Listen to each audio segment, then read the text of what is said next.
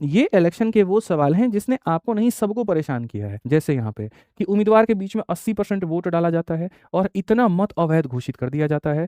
जो मेरे भाई यहाँ पर विजेता है उसको मतदाता सूची का 48% मिलता है और इतने मतों से जीत जाता है। सारा नौटंकी यहाँ पर है। जब तुम्हारे वोटों की संख्या में दी गई हो, वोट इनवैलिड वोट जो है परसेंटेज में ना देकर के नंबर में दिया गया हो, वहां बच्चा फंसता है। इसका भी मैंने समाधान बताया था।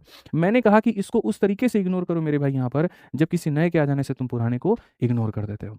कभी यहाँ चलती सड़क में अगर कोई दिख भी जाए तो ऐसे महसूस करते हो जैसे वो दिखा ही नहीं है। उस तरीके से अब इग्नोर करूंगा। उस तरीके से आपको सीखना है और फिर बाद में कहाँ इस्तेमाल करना है हम बताएंगे। ठीक है, तो अगर हम देखें तो जैसे मान लीजिए कि टोटल वोट है, टोटल वोट हमारे सामने मेरे भाई यहाँ पर कुछ है। इस वोटों में से अगर हम देखें तो 80% लोग वोट देने गए हैं, यानी सेंटर पर इतना लोग पहुंचे हैं। भूल जाओ कि कितने लोगों का वोट बेकार था, गोली मारो ना, ले जाओ साइड में उसको दफना दो गड्ढा खोद के। किस बात पर फोकस करो? इस बात के ऊपर में कि मतदाताओं में से 48% मेरे भाई जो विजेता है, जीतने वाले को 48 मिला है, इसका इसका 48% यानी इतना मिला है। तो हारने वाले को कितना मिलेगा? 80 में से 48 चला गया तो इतना मिलेगा। तो कितने वोटों से ये जीता होगा? तो मेरे भाई यहाँ पर कितने से? 16 से। 48 में से 32 घटा दो, इतने से ये जीता है।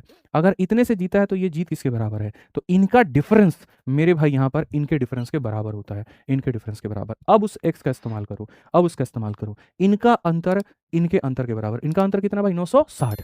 तो मेरे भाई यहाँ पर 960। अब एक बात बताओ, यहाँ पर इसका मान देखोगे तो 60 है, एक्स का मान 60, तो 60 × 100 कितना हो जाएगा? 1000।